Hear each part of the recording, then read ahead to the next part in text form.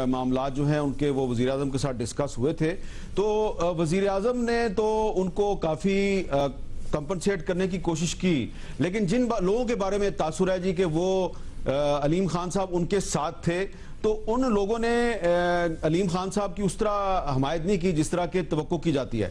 میں کھل کے بات کر رہا ہوں کہ یہ جو جہانگیر ترین صاحب کے بارے میں تاثر ہے کہ علیم خان صاحب ان کے گروپ میں تھے، ہو سکتا ہے کہ پہلے وہ دونوں آپس میں بہت قریب ہوں، لیکن بعد میں جو پچھلے 1-1.5 سال کے جو واقعات ہیں تو اس میں تو مجھے صاف نظر آتا ہے کہ جہانگیر ترین صاحب اپنی سیاست کر رہے تھے اور علیم خان صاحب اپنی سیاست کر رہے تھے۔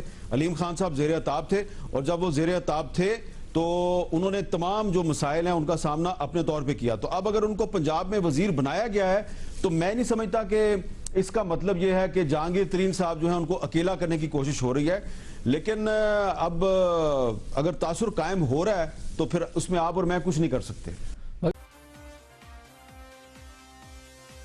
دیکھیں، کہنے والے تو کہتے ہیں کہ جہانگیر ترین خان اور علیم خان دونوں تحریک انصاف کے بہت بڑے فائنینسر رہے ہیں، اور خان صاحب کے مخالفین تو انہیں خان صاحب کی ATM مشین ہونے کا بھی الزام دیتے رہے۔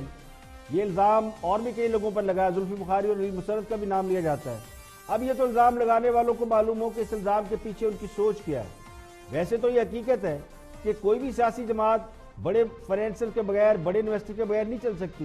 مسلم لیگ نون، پیپلز پارٹی وہ بھی اہم کاروباری شخصیات کے ساتھ مل کر چلتی رہی ہے، اور بہت بڑے بڑے بزنس مین ان جماعتوں کو فائنینشلی سپورٹ کرتے رہے۔ تو لوگ چونکہ یہ کہتے ہیں کہ آٹا اور چینی سکینڈل میں نام آنے کی وجہ سے اب جہانگیر ترین سے ہلکی پھلکی ناراضگی ہے، تو علیم خان کو ایکٹیو کر دیا گیا ہے۔ پہلے تو دونوں دھڑے ایک ہی سمجھے جاتے تھے۔ جب PTI کے اندر الیکشن ہوا تو علیم خان اور جہانگیر خان ایک ہی سائڈ پر تھے۔